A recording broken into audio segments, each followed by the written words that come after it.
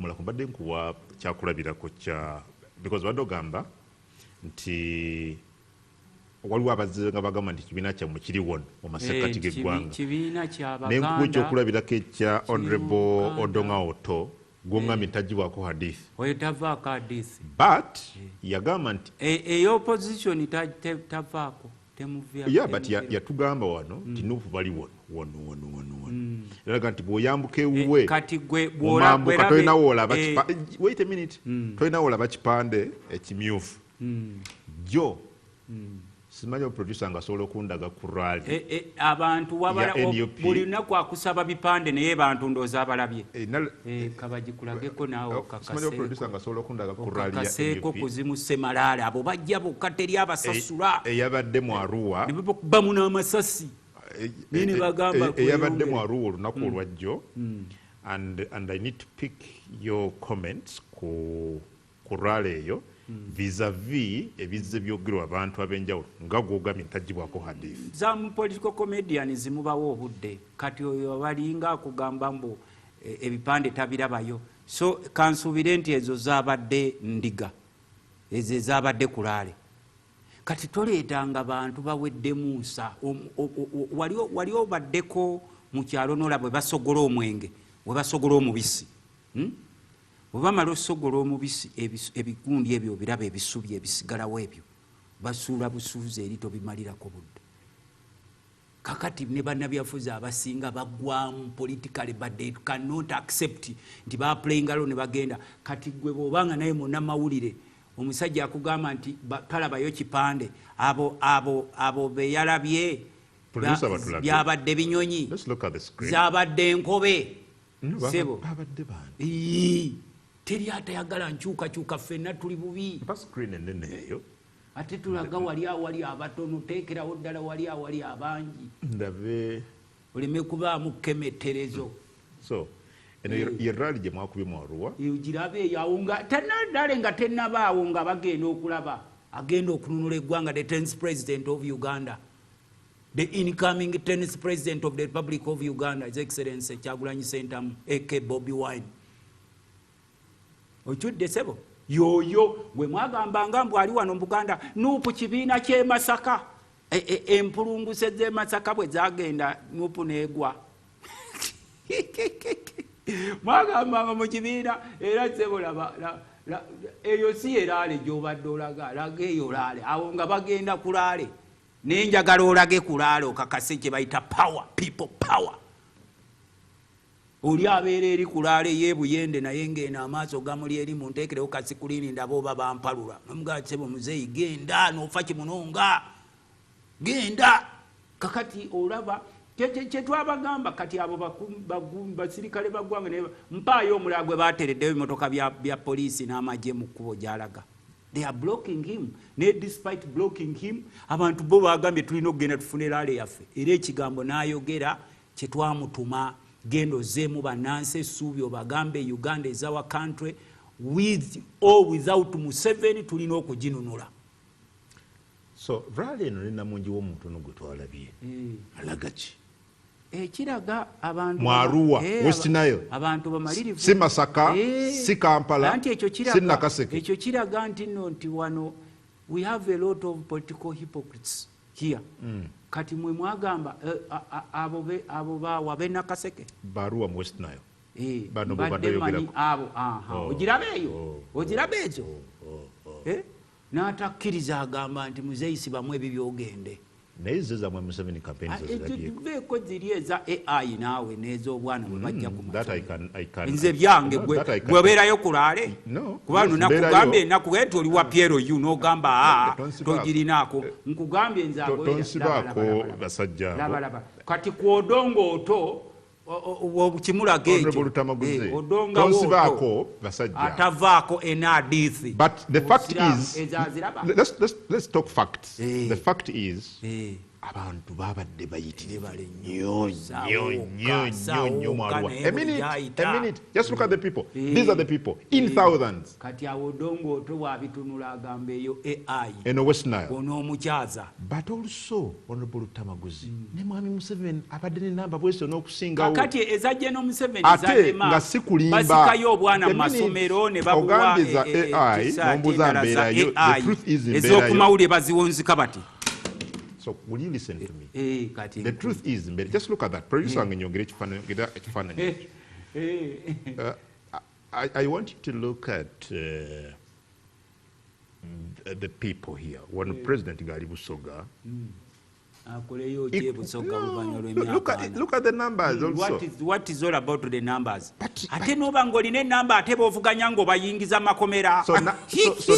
You say you are highly supported or you have a bigger number, but your fellow competitors obatadde makomera n'obwana bwonna busesema. You know, that's a different thing, Honorable Luttamaguzi. Not different. So numbers zikola ku mmwe mwekka. Anti kati nkugambye. Kubanga obadde oŋŋamba ndirabe ekyabadde aluwa. Abo. Kati awo obuwumbi buna bwagudde. Obuwumbi buna bwagudde okusomba. Kati nga gwe nkugamba nti olimu olwa Piero yu olukemettero zongoogira. Nkugambye awo obuwumbi buna bwagudde osomba. Naye bali bajja bokka. Era bw'obatunuulira bonna feesi zaabwe waliwo be bajja mu refugee camps bajje babeerewo obwana bw'amasomero bubombulaba bungi nnyo babwambazza bulaba bukambwe nnyo buubwawo. Watandika ddi okulimba? Sirimba sebo.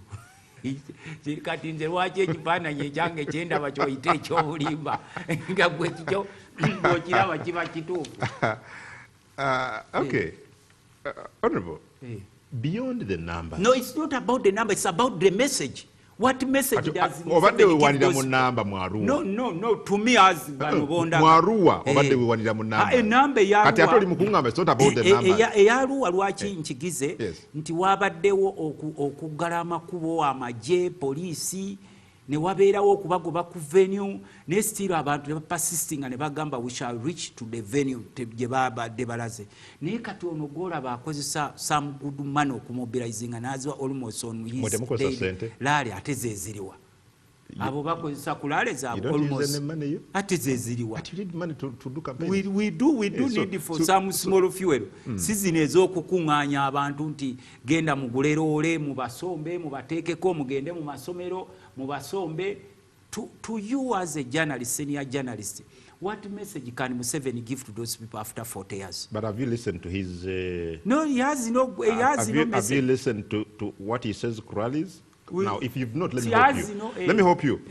President Yona Jaisa asooka kunnyonnyola bantu bye bakoze mu district eyo mu kisanja kino. Nga biki byolaba naawe ng'owamawulire ataliimu olukemetterezo lwa gavumenti? Well, Council Producer acknowledges emboozi ya President bwe yabadde Namayingo. Namayingo bagobye ku nnyanja bonna tebakyavuba. Obwavu bungi kiki kyabalaze makubo gakolasi. Tewali ezo bali ku mboozi za byabufuzi. Era feze tutunuulira tukola omusajja yabatadde mu mboozi ye n'amba. Naye kati kyentegedde gw'oyogera bwogezi togoberera. Ngoberera nze mbuuza kubanga singa wali be yayogedde nti ngoberera. Singa wali ogoberera singa tutobuuza nze nti ayogera ki. Nanze namulabye. Now let me play for you this story. President Galina Mayingo soko owulirize.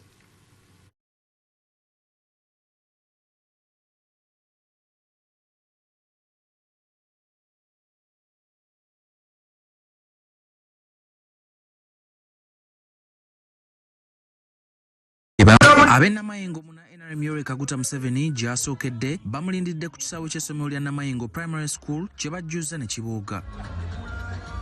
Olubadde okukalira ssentebe wa NRM Namayingo taludde n'asumulula entanda y'ebizibu bye baamutegekedde ng'ebyobujjanjabi bye bikulembedde omuli obutaba na ddwaliro mu disitulikiti yonna ng'abalwadde abamu bajjanjabirwa ku muliraano e Kenya. Muzeeyi mu byobulamu tuzira district hospital tuzira supatala ya district.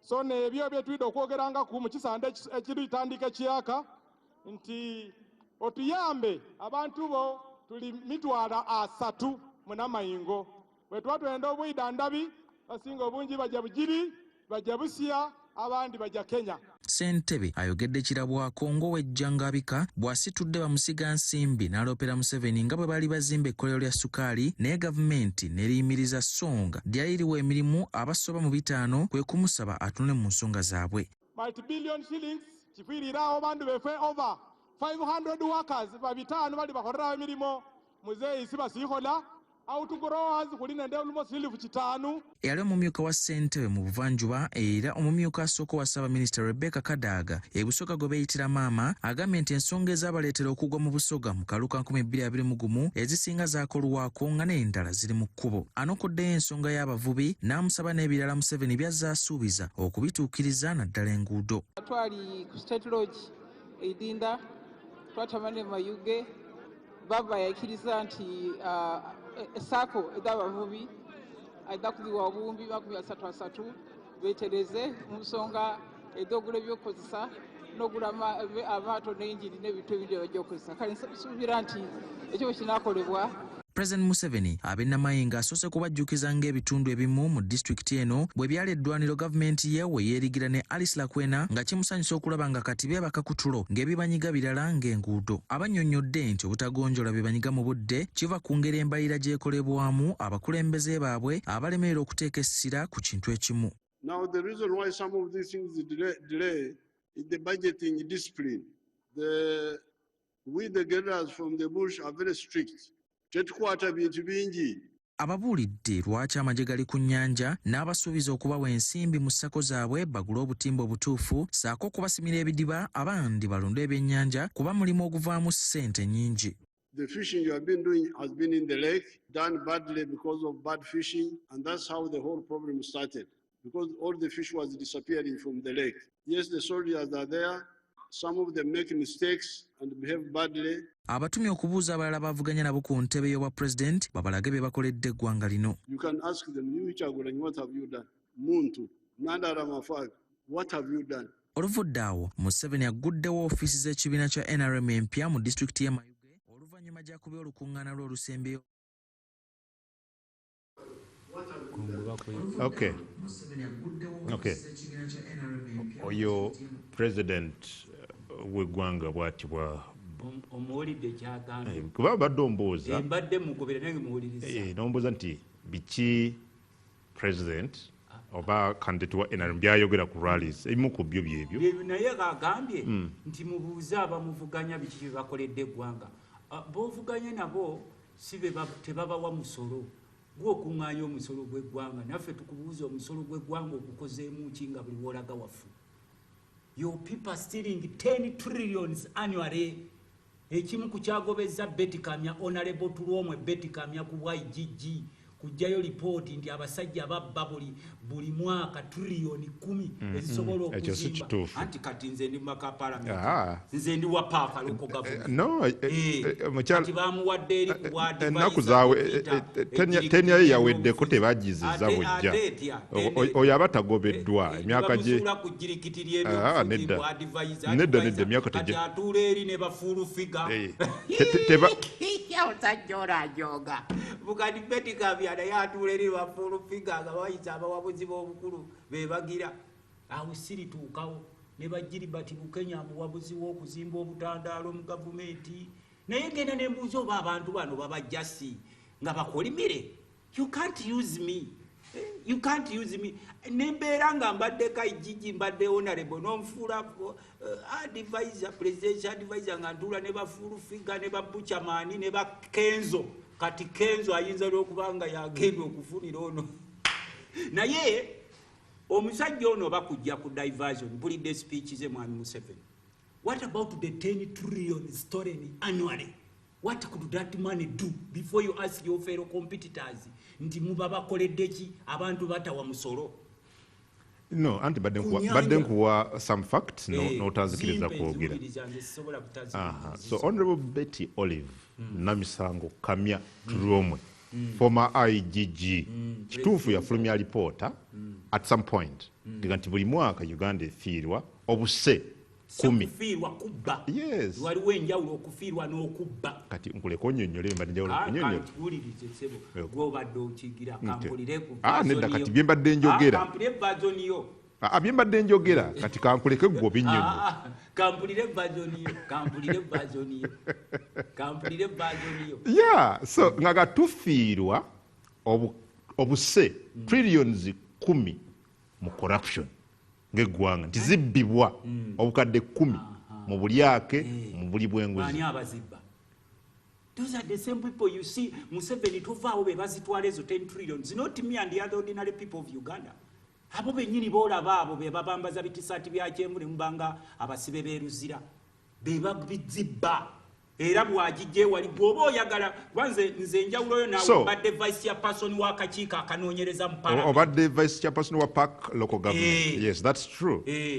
Era General Museveni avaako emabega kawo n'agamba n'okolawo ki? Mu parliament waliwo ababbi wuliriza kuba nange ndi MP. Mu parliament waliwo ababbi ne mu finance abazannya endiba yaabwe ne bagweweereza wali eri nga n'abamu batema ku district kuyisizaawo kino ndyako 10%. What did he do? Bagenda okwekanga they are the same people. Bw'ogenda okunoonyereza who stole the 10 trillion or who steals the 10 trillions annually. By the way, zimanyiddwa officially. But there is an official routing eyitawo mu No. But let me ask you, Honorable Luttamaguzi. Ani yagamba nti obuse buno bubbibwa buli mwaka? Anti owekitiibwa Betty Kamya kati presidential advisor office ya IGG. No, office ya IGG eyateekebwawo gavumenti eno. So system yennyini, wait a minute, I know. System yennyini eno yevudde nekuga nti zino sente zibbibwa. Already that to me is a sign tuzudde ekizibu we kiri, tukizibye tutya. Now should be the next plan. After 40 years. No, kati ekizibu tekiriiwo bazibye batya ekituli. Abantu bennyini abalina okulwanyisa obubbi be babba. They are too rich. They steal from you. Because most Ugandans are ignorant. They know they are supposed to be poor. Okay, going back to Namayingo. President Omulabi yagedde ku nnyanja. Mulabi ennyanja yabagobayo era amagye gye gali. Era kyogedde. Era baavu beeyongera kuba baavu. Naye annyonnyodde amagye gajja kutya ku nnyanja. Nakugamba waliwo envuba embi. Bwe kyoyagala okugamba envuba embi ebaddewo ku mulembe gwa Museveni gwokka lwaki Obote teyabagobaako oba Amini oba Lutwa n'abalala. Ng'ebyennyanja bitandise okuggwa mu nnyanja. Lwaki bwe baba ebyennyanja bitandise okuggwa mu nnyanja toteekayo poliisi marini n'oteekayo ame. Kuba ffe tukimanyi nti ennyanja zonna bazitemamu poloti. People we bateeka sente. I'm reporting what the president has said. Yes. Agambye abavubi b'e Namayingo aboogera ku nnyanja abasirikale nga yes abasirikale kituufu gye bali era twabateekayo kulwanyisa nvuba mbi kubanga ebyennyanja bali bitandise okuggwamu mu nnyanja but ekinsanyiza nti akkiriza nti abamu bayinza okuba nga beeyisa bubi. Saaba mu mejjale he knows ekyo tekiri Namayingo wokka erwampanga leke kyoga mu nnyanja zonna bazitematemamu ne bazitunda era tomala gakkiriza. Kakati you've been in power for the last 40 years. General Museveni has been in power for the last 40 years. He has no any new message full of hope. Addamu ebyo byayogera mu 86 ne 10-point program zonna bw'ozimubuuza olwaleero n'omugamba zino 10 kyeweerabidde kiri kimu kuddamu kusoma 10-point program ze yajja nazo okuva mu nsi. No. Kyasuubizaga tugenda kugenda mu middle income status ng'eggwanga. Through interventions. Gwe ng'owamawulire eyasoma ataakona, omwamawulire ataakona, omuntu n'omuwa emyaka 40 ne gimulema nagamba mpaayo 5 tobeera kapere. Mpaayo 5 ekyalema myaka 4 nkikola emyaka 5 tobeera kapere. Middle income yagaana kasitota middle class. N'ogita intentionally ng'agenda yo kucreating a very big group of poor people with a smaller group of extremely wealthy people, especially those who are related to you. Oba eggwanga olise n'otunda amakole kakati nze namusomera kubanze. No, I wasn't like that. naye uliriza kyenkugamba nze ngeyasoma ebyenfuna. Omanyi ekizibu ekiri wano buli kimu bano abasajja bakinterpretinga politically.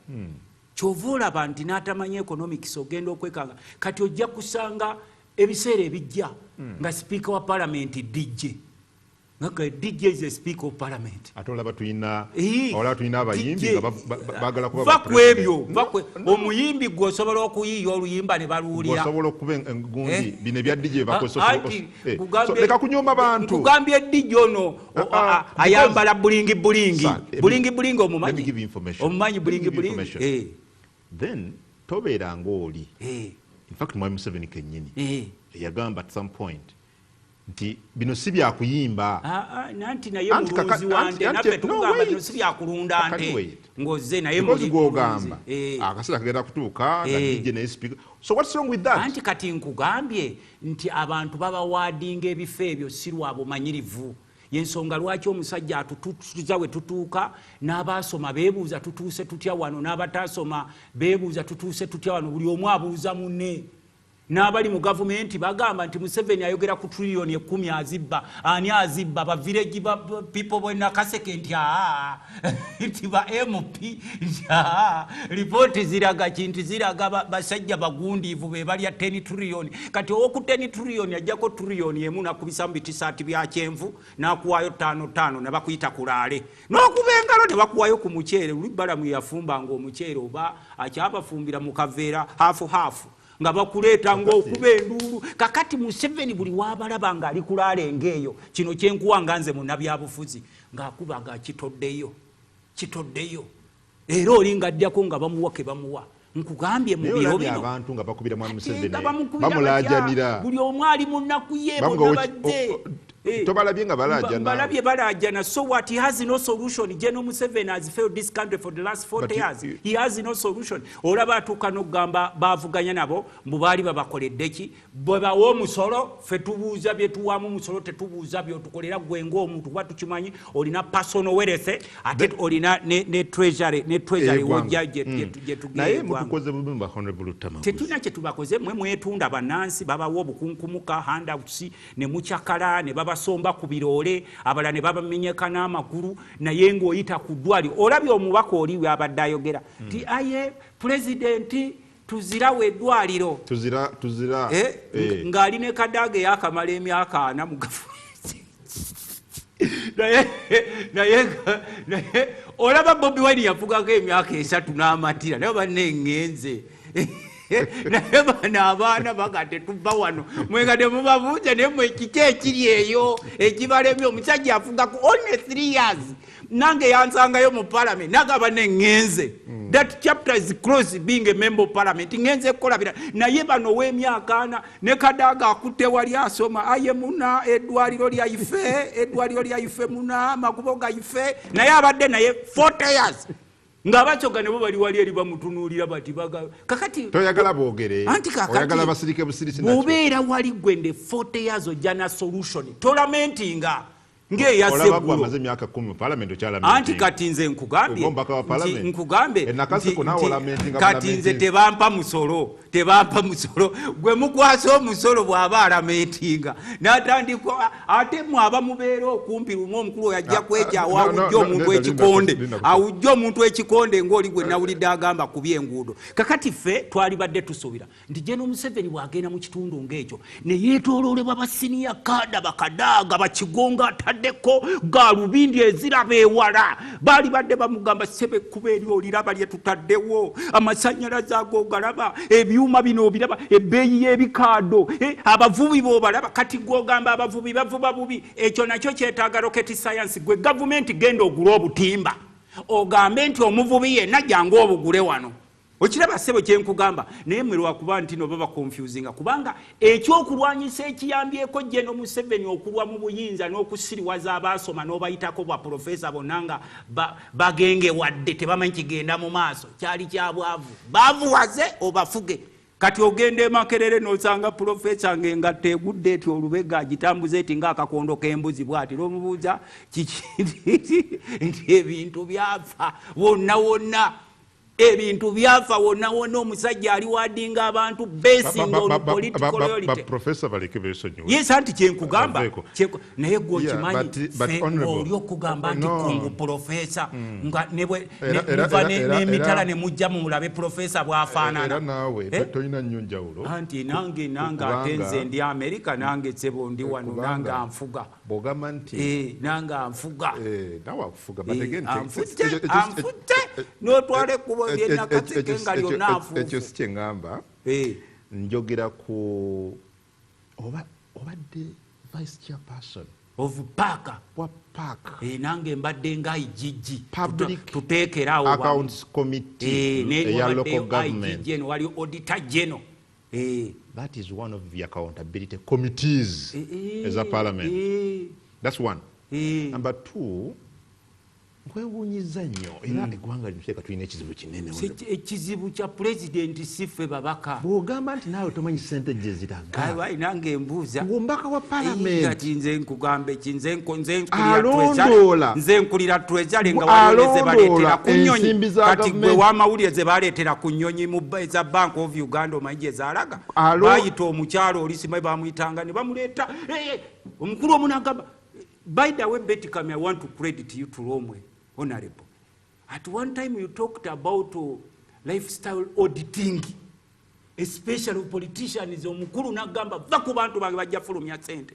Kati nzo wakapaka kali eri oba oyagala nkole kibwabanga IGG de shaka bamutiisa tiisa nti shaka tozanyira mu mazzi. Kati nze mukene oba oyagala nkole kyo wakakiiko kali. Ate gwe okimanyi nti fe omulimu gwaffe ogwa parliament is to make a recommendations, not to arrest. People who are supposed to arrest obalaba arresting abaana ba NUP bwe basesema nti arrest NUP naye but can they arrest those thugs? Nsanyuse bwe mutukolera appropriation. Yes, I do. As parliament. Yes. And so what do you want me to do? You tutaddewo ekkubo ly'MPG Express, MPG Entebbe Express, tutaddewo ekkubo tubawadde 600 billions. Kakati twagenza okulaba ekkubo eryo teritandikibwangako naye baakaliryako 1.4 trillions. MPG nenga zonna ate zaayisibwa ne zigenda kati bagenda kusaba mwaziyisanga ababaka. One of the most expensive roads yeyo. Okay, so mwayisa sente ffe twaziyisa kubanga omulimu gwaffe is to appropriate. So what have you done since? Kati ffe tukole ki? The thieves are in charge of institutions. Wano mwayisa sente z'erubowa. Yes, thieves are in charge of institutions. Ate gw'oli kulya erubowa nze ku parliament kwentuula olumu nkwatibwa ensonyi nga baleesa abasajja mu bukiiko. Twawo omusajja wa loko azimbe parliament kwentuula eyo bakeera ku makya ne bajjayo kawirubaalo k'omusenyukamu n'abavubuka babiri nga bakutte ennyondo. Omuvubuka n'akubanga ku butayimbwa bw'ati lwawulira nga babaka we bali n'akubanga ku butayimbwa ngono bagiragira kawirubaalo. Kati tugenda okulanga obudde buzibe naye n'omalako emyaka 5 nga ekizimbe we kifunde wali kakyuka. Kakati nga ugendo ngamba ati atenkebera eri naffe naye ng'omusajja wa loko tumuwa sente ku parliament jo. Yes, wentuula kati bino it's not about parliament. Kayondo olaba Kayondo nga kavuga owulira Kayondo kati fe abaali bazimbyeko mu kyalo ono akuba Kayondo kakyaka akatakoma ng'olingizaayo koboti ng'olaba atadde ng'olinginia wasoma ebyokuzimba okulengera akola ekintu tekineetaagisa kubayingiria. Togamba okulaba owa Kayondo kineetaagisa kusooka kubayingiria. Kati gwe nkugambye nga munansi alina konsaani genda obuuze loko mwagisasula sente emirundi n'emirundi lwaki eyo parliament teggwa. Kadaga yalina okugimaliriza ogizimba nga sente tuzimuwadde teggwanga. Kati kankwe ekyokulabira ku kitono nnyo olaba ekkuba eritwala Jeno Katumba Wamala eryekulambira lino wano watuula kuba ye minisita wano ku ministry. Munaye buli mwaka balizimba naye enkuba bwetonya lyerimu ku makuba agasooka fulaadi okwanjala amazzi mu Kampala. Ekkubo eririko minisitule ekola enguudo z'eggwanga enkuba bwetonya lyerisooka okwanjala era ne minisita olumu bamuleetanga amazzi mangi bamugasebo tukuweekeko ku mugongo. Bino byekugamba si biri mu America biri wano ku Jinja Road wano minisitule ya Works. Tovaawo tujja sanyo abo bali ku ludda oluvuganya government n'ebirala okusinza ku kadde omubaka waali sebo tukwaniriza namuziza kubatula batandika njagala kubuuzaako naddala okubuuza abantu bange abansindika mu palamenti, abantu b'Essemuto mbalamusizaako, Bannakaasa Ng'ombe, Kapeeka, Nakaseke ne Bannayuganda mwenna abali mu kutulaba obudde buno makya ga leero. Njagala kubasaba naddala abavubuka ababeera mu byalo, tuli mu byabufuzi ne buli omu abeeko n'ekyakola. Kano ke kaseera okubeera productive. Yes, politics is key, naye bw'oba ogendako mu byobufuzi baako n'ekyokola. Njagala kukulisaayo nnyo abantu baffe be twali nabo ku mukolo gwa kansala Naloisaawe Magomola mu Ssemuto, ne be twali nabo ku mukulu Masantiri nga tumwerekerako naye okukola kyekimu bwe kiti. Era tugenda kubanga tutambula mpola mpola mu mbeera yaffe ey'enjiri ey'okutereeza ekitundu kyaffe. Njagala kusaba leero tugenda kutongoza ekkubo lyaffe. Baŋŋambye Katumba Amala Jeno yajja erya Timuna Buyungwe Lugogo. Awo Jeno Museveni yali agambye wali eri olugogo lwodduko lwodduwa neeke, naye Ministry ya Works ejja okukolawo. Naye mbadde nkyasaba aba Ministry ya Works ekkubo lyaffe lino ery'obulenzi Nakaseke Kapeeka likyali mbeera mbi nnyo, naddala nze nga atula kakiko k'ebyenguudo. Okulima lirimibwa live Kapeeka, naye koolaasi yali asuubizibwa ng'ali mu program okuba nga aliteebwako ne kasente ka compensation nga kekakyaga. Kyekimu n'ekkubo ly'e Kalule Bowa Kibaati paka Kiwoko nalyo teriri mu mbeera nnungi, yadde mu kisinkano lwaffe n'abakulu bagambye nti nno ligenda kuba nalyo nga likolebwa. Njagala ssebo mukama wange mu kaseera kange kano akatono ennyo okusaasirako mikwano gyaffe abafiiriddwa abantu baabwe ate n'abafunye ebirungi. Tusanyuka wamu nammwe ne twebaza Omukama okuba okutambula katya ku side yo twasaba okuba naye wano ng'otulya nti campaigns. Ffe campaign ewaffe twatandikako naye twali tufunye gundi egira nti natandika ne bakansala nga bakubalaale zaabwe okugenda okubagira. Era n'ennaku z'omwezi nga 25 ngenda kuba Essemuto awo Kasaawe n'abakulu tugenda tukuba. Tewaliwo nnyo kipya kye tugamba bantu. Kati nze mbadde amani incumbent nakuba drive lwe neewandisa ku nomination, ate ne tukuba drive n'owekitiibwa Kyagulanyi. So tewaliwo nnyo kipya, just kwongera kubuulira abantu titemugwa mu kateebe kuba ebiro bye tulimu byakwegendereza nnyo. Ensobi gy'okola obudde buno eyinza okutwalira emyaka nga 5 okuddamu okukolektingibwa. Bakakati bwe mulaba Uganda bweri eri ku time bomb, olaba politicians there. The other day I saw Jeno Tafire ng'ayogera ebigambo, era nze nali ndi wano ne ŋŋamba firi Jeno Tafirezi Confidiante. Firi Confidiante we naye baamutwala mu basement. Ne mulaba ng'ayogera bwe byatutwala mu nsiko. Sseruganda ndowooza namwe mutandise okulaba lwaki ffe twagamba nti bakweka misota ab'ewaffe Luweero. Confidiante wa minisita nga bamuyitanga wa Luganda lwe, naye ssebo baamukwata. Era yeebaze nnyo Munnakenya yamusangayo eyo nga tannafuuka kawanga. Naye tukusaba ssebo mumanyi ssebo nga gwe minisita wa internal affairs naye nga tolina sse ku basement. Ati kakati naye yali tamanyi nti omuntu baamuwamba. Namulabye ng'aleeta statement nti si bye byatulwanyisa. Anti kakati mmwe nammwe temukyalina audacity eyogera eri bannansi nti si bye byabalwanyisa, kubanga bw'otunuulira akakundi kammwe mwenna abaali mu nsiko eruweero, you have erred. Era nze naalibadde nsuubira ng'omukatuliki mu biro bino, abakatuliki tuba n'ebiro byaffe eby'ennaku z'akalema, gwe oli musajja musiraamu, bwe tugamba myakulupa n'ogenda okola ebibyo. Era ne Museveni akyalinawo omukisa. Myakulupa gunsinze gutusingidde ddala, n'oleka n'otaddamu kukola kintu ekyo. Naye bwe kibanga mu abagenda mu nsiko ate nammwe mutandise okulaba ebitulituli. y'omusajja oyo nga egamba okuva Bob Njagi ne Nicholas bwe bava ne bagenda ku mikutu gyabwe Kenya ne baga nti omwami oyo ali mu quote and quote fridge. Jeno Museveni agita fridge. Family ye yabadde gadde tewali kitongole kyonna kyabyakwerinda kyavaayo either ku dismissinga Bob Njagi ne Nicholas ayo ne baayogera. Ndowooza ne wetuwogedde tewanaba kubawo kitongole. Kati ebitongole nebyo biri confused. In a country where employment is rewarded basing on loyalty of those in power, only disable, nga tekibasinga ku competence of individuals. Most of these people who are working in these institutions are captives. Anti kakati omusirikale musajja watukulaije yajjangako n'alimbalimba naye olw'okuba naye mulokole yakoowa okumulimbisanga nga bwe yeetonda akulupa aba yakavaawo akulupa ng'ateekawo ebira gati naye yakoowa yagamba bw'okyamulabako naye tolowooza nti kulaije yafa jeno kulaije gyali naye muna ebiseera bituuka omusajja omu yawandiikira kinwa kyebe things fall apart.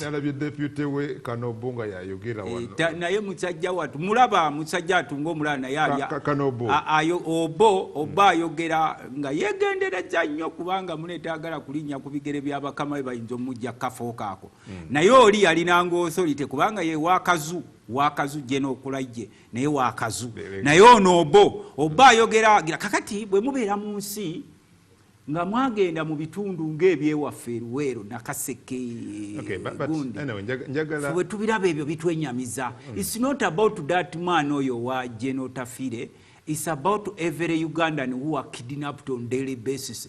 Ne tubuuza munywanyi waawe Museveni n'ofa kimunonga ne regimu yawe kino nkyogedde mu Lunyankole munywanyi waawe Museveni n'ofa kimunonga ne regimu yawe kati ffe tuba tugamba gwe tomanyi Lunyankole omukulu Seba afuga Museveni ofaaki mu regimu y'ofaaki mukulu buli muntu yeeraliikiridde tamanyi kiddako buli abalaba kati abatya ne bwe mujja mu byalo byaffe tubatya. Nze the other day wandabye nga ndi ku electoral commission yesterday but one nga ngenza okusinkana w'ekitiibwa byabakama yabadde agenda kunsinkana naye ngenda eri nendeleyinga naye ne bankwasa abantu nga tugenze nga bataddeyo polling station ez'ekibbi mu makolero ga Genosale na Munkekeera n'ateekako sitampu ne baŋŋamba bagenda kujja bagajjeyo akakiiko katugambye kagenda kujja kagajje nako kewunyiza nnyo era nabo bewunya kakati ate twabadde tuli awo ne batuteekerawo ne gundi waliwo gundi zaabwe codes ez'ekifere era nazo twazizudde kakati ewaffe era Nakaseke nga bateekawo code from 1 to 145 eziri in between nga teziriiwo mpewo naye nga bazibala kakati nja kunoonya ku mwami Mucunguzi mukwano gwange bwe tubeera banne ab'akakiiko k'okulonda omukulu w'akakiiko k'okulonda Sebo tukwebaza bakuyita justice yo lordship byabakama ne ttiimu yo temutwala bannansi mu kukemebwa abantu bakambwe nnyo era obanoonyeeko ensonga yaffe saakulabye Masaka lwaki nalabyeyo nalabye omanyi waliwo nga nti Honorable Luttamaguzi y'omu ku ba kawandula bigambo hasi kawandula alengera ewala nze ntugga ye Nakaseke entugga ogimanyi ndi ntugga waliwo kyennengera nenkikugamba bwe nkugamba nti no kati nga ffe twagamba General Museveni badde nkuwa reported speech badde ngoberera oliyange nti Honorable Luttamaguzi Semakula y'omu ku ba kawandula bigambo ku luvuganya gavumenti tyawabeera okuwandula ebigambo mu opposition lutatabulawo kakati emasaka twalabye okuwandula ebigambo bikaawo okukira omususa olyange tinamazeemaze ndabe Luttamaguzi nga simulaba saagenze ng'era n'olunaku lwalyo tulinayo gundi ya honorable Zaake ebyayogeddwa walabye nga tebyetaagisa ebyayogeddwa byabadde birungi ddala bikulu ddala era njagala kuliisayo abakulembeze fenga ffe kati tutunda eimu yaffe kati esinga is to show people what we are going to do kubanga kakati tuli mu transition already abaliwo banoonya gye balaga era kye tugamba abakulu banna abali mu our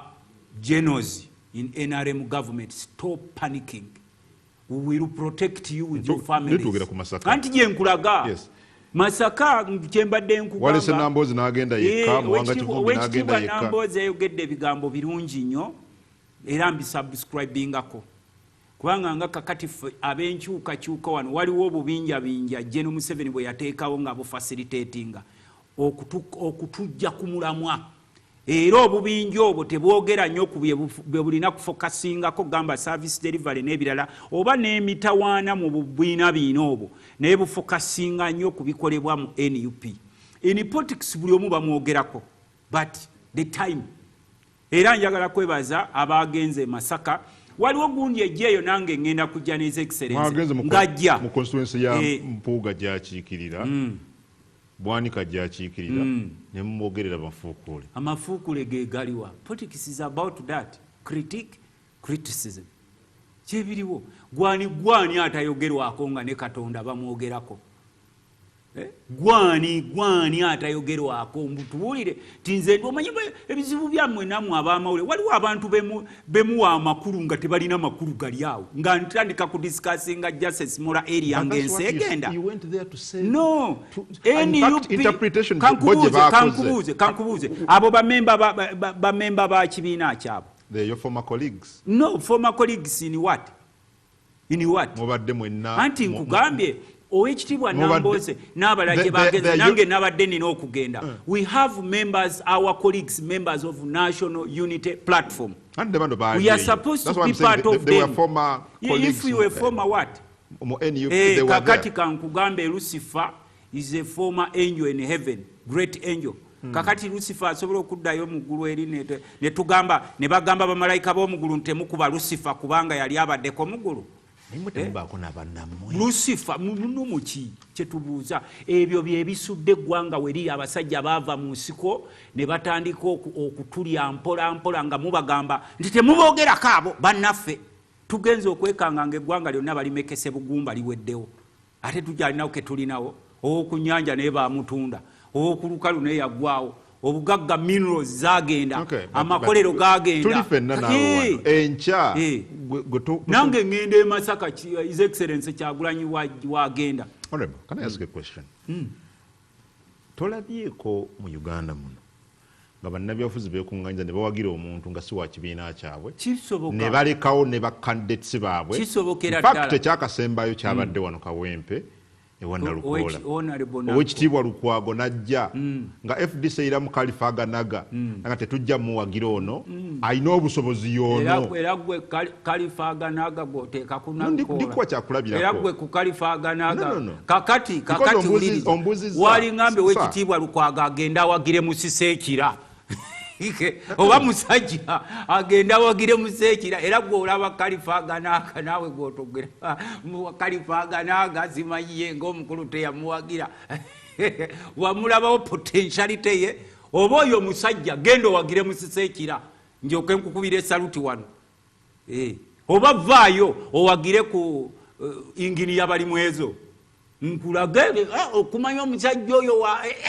yawagidde ingini y'abalimu ezo ku bwa Lord Mayor oba yawagidde musika kati bw'oŋŋamba point yange ogitegedde point ngitegedde nkigambye we all need unity naye ffe fokasi yaffe kati eriwo enkulu kusomesa bannansi we are in a crisis. Honorable Lutta ombuuzizza nti bano abali e Masaka ba kibiina ki nekuddamu nti ba Democratic Front DF noga nti mmwe muli ba NUP kibakakatako ogenda okuwagira abamemba baffe ne tutundirayo ne message. By the way, let me tell you something nga tesinerabira just a minute nenkugamba nti okay Dr. Besigye no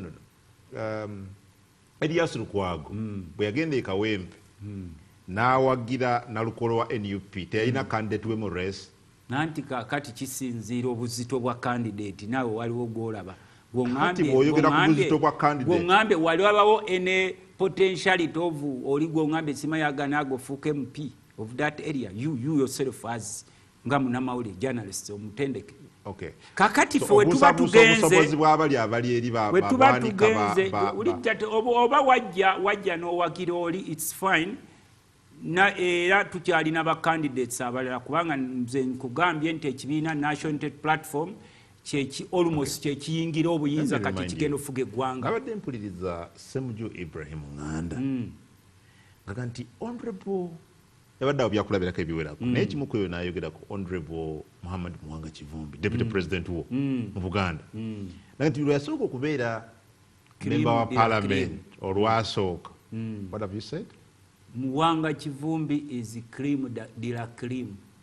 Bino byaffe bya Balatini, cream de la cream, Muwanga Kivumbi. What's that? Gwe mbuuje ekibuuzo siwe mudde ssebo olwo Lulatini. Nogambye olina kyoyogedde kisitege. Cream de la cream. Kyeki? Muwanga Kivumbi. Musukkulumu. Okay. Semujju ng'agamba nti Honorable Kivumbi we yasooka okuvombako aba Parliament. Bonna beesitula ne bagenda e Butambala. Ye Semujju owa FDC, Dr. Kiza Besigye kennyini yali mu FDC n'abalala. They went there. And yet waliyo candidate omulala gwe baali no naye wano gundi yasinga. Kati they were faulting you mmwe. Kakati naye mubadde mwena mu struggle. These are your long-term colleagues, long-term friends. You know their potential. Kasita tuddira obukulembeze ne tubufuula ebyenfuna mirimu, okuddira obukulembeze ne bufuuka mirimu, not discussing about service delivery, ne to discussing how to protect our jobs in politics. Awo tuba tetulina kye tugira. Buli omu aliko gy'ava. Era buli omu aliko watandikira. Si buli omu yatandika bulungi, buli omu alina we yatandikira. Bw'oba wagenda n'owagira omukulu oyo, twakwebaza weebale wakola olubimbi mu budde obwo, ne kakati naffe tukola emmimbi ze tulaba ezisaanidde using lens of politics. Ne tugamba nti ono yasaanidde. So when do you return the favor? Returning favor, was it conditional? Was it conditional? Tugambe nti gundi bamuwagira n'olwekyo tulina okumuwagira. Ate ebyo byali badde ba senior politicians ngaba abaludde mu bifo ebyobufuzi baali badde bateekawo essuubi. Tugoba lukokoberwa abano basajja abagamba Uganda nsolo yaabwe. Ate nammwe mwagala kwefuula nkokobeza opposition. Tugoba olukokoberwa abasajja bano abagamba nti Uganda nsolo yaabwe abalindirira okubasindiikiriza. Ate nammwe muteekawo nkokobeza opposition. Bw'obojja wano mu kafo kange nga Luttamaguzi n'olwekyo nina okulaba obubi n'enkujjukiza bwe nnakugulirako ne ku bisikwiti ku Kabalagala. Please. Uganda are interested in your ideas. Mugenda kukolera ki Uganda nga basajja bano bagenze kuba buli omu ali mu ddubi ne gola bataddeko kitisaati kya kyenvu Ekkalamoja agamba njambadde kitisaati kya kyenvu si lwakuba bempagira naye empewo enfuuwa. Of course bwe tubi ebyobufuzi kasita bifuuka emirimu buli omu akafu kano kati ffe focus yaffe yali badde eri beyond these positions.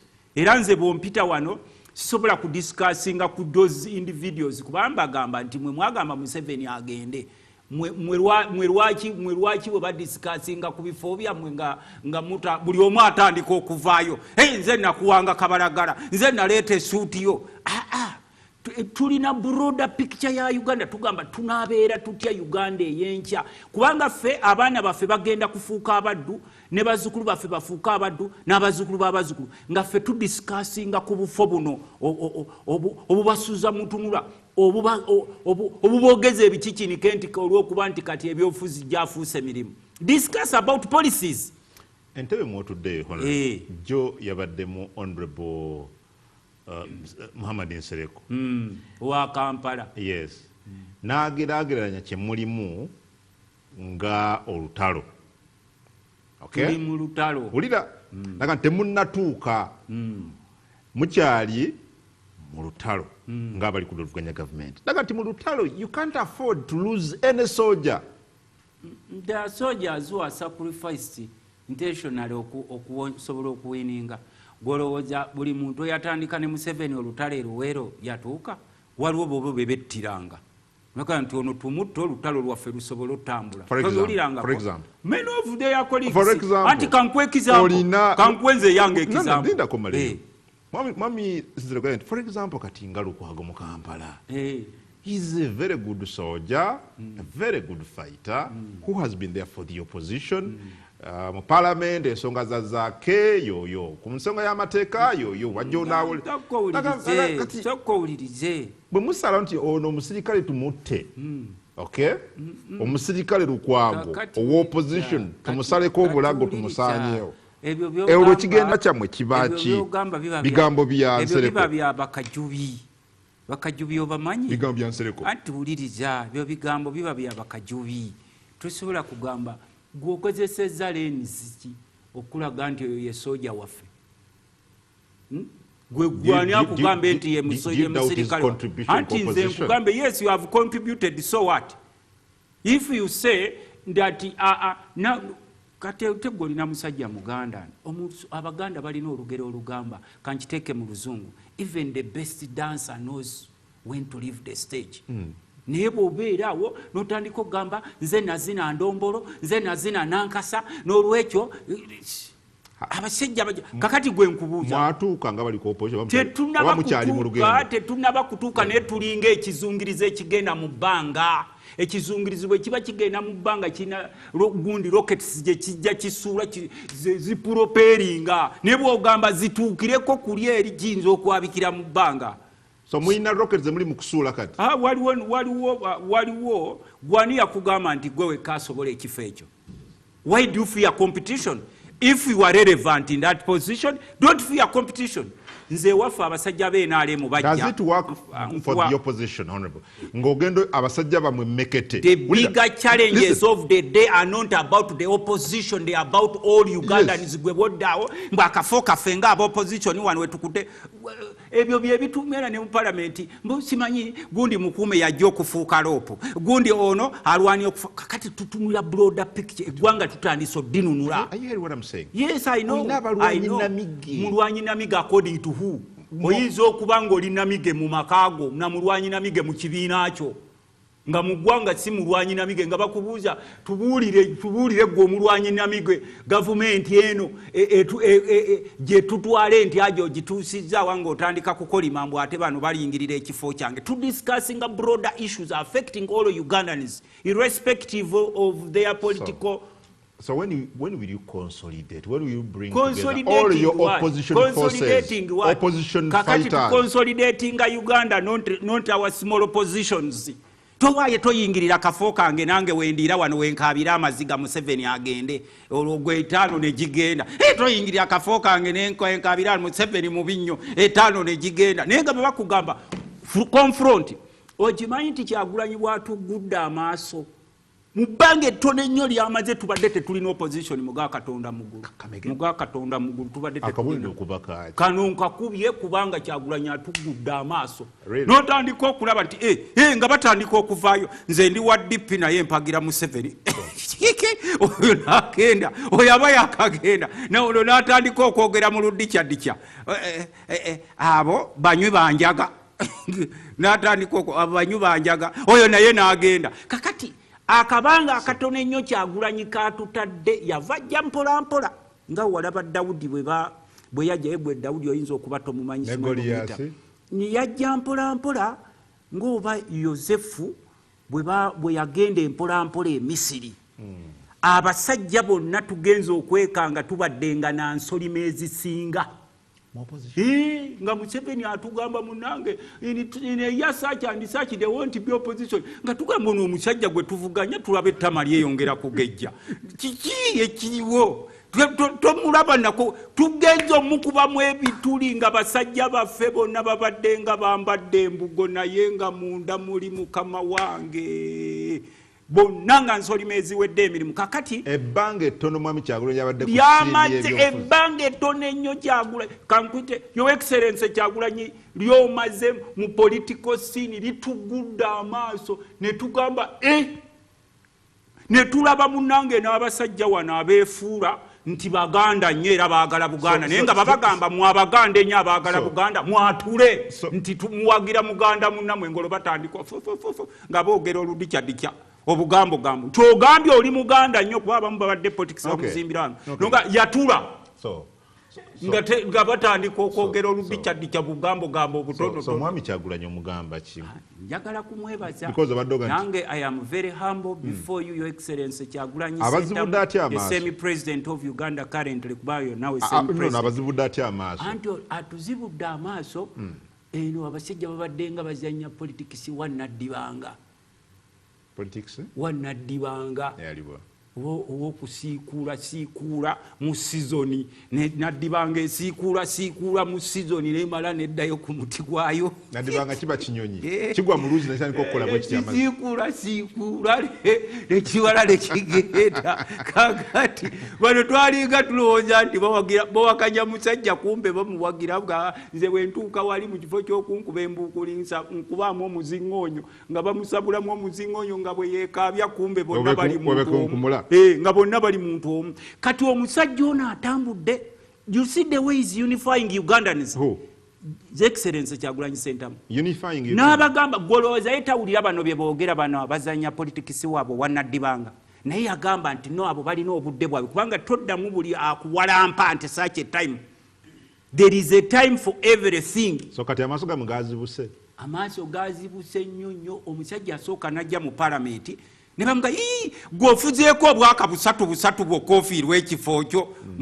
odduke mu palamenti nga nange mwendi mukama wange ngamba ono omusajja yajjidde mu by-election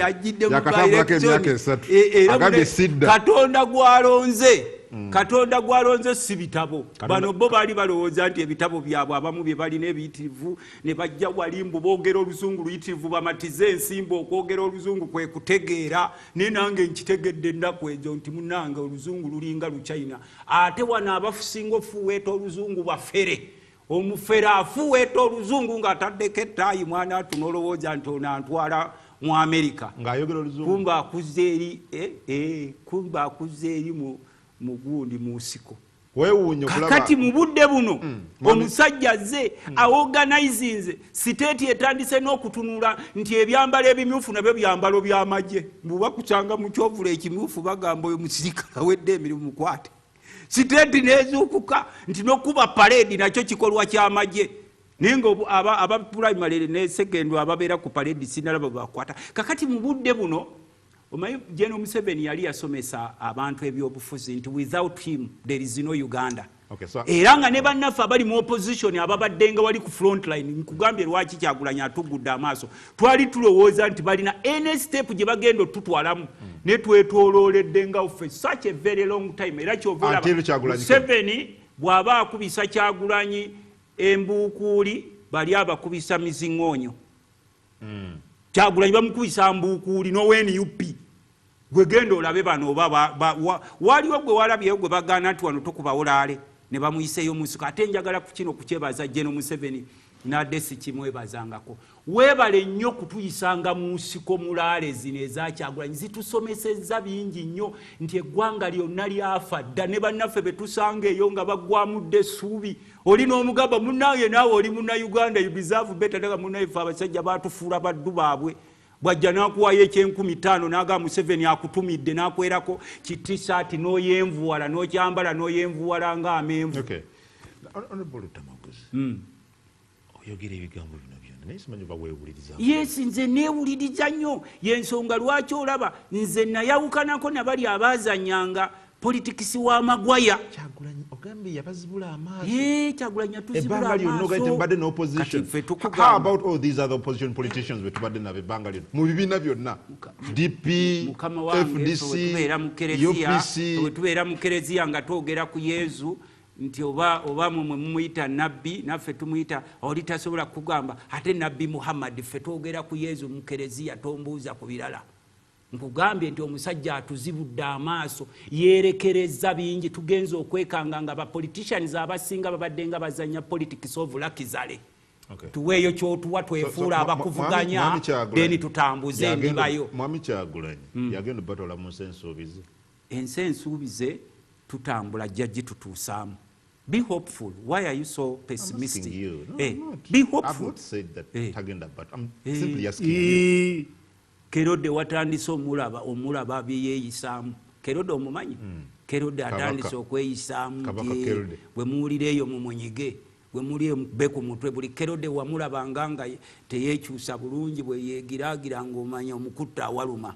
Mwatugambanga nti Nuupu eri mu Buganda wareebe egiraale eyaluwa wagirabye mwe mwagambanga Nuupu kibiina ky'Abaganda nammwe ab'amawulire abasinga anti mwali tuddenga ne mukiralifying abamawulire kaŋŋambe bali siggwe abamawulire abamu abasajja abali mu gavumenti waliwo abavuddeyo nga tebalina mu gavumenti nga bakyogeraabasajja bagambanga nze bwe bwakiyunza onvuvu banga nalaba yeri mubaka wa parliament owa Rukaunti yani Ondonga Oto. That one speaks out of desperation most of the time.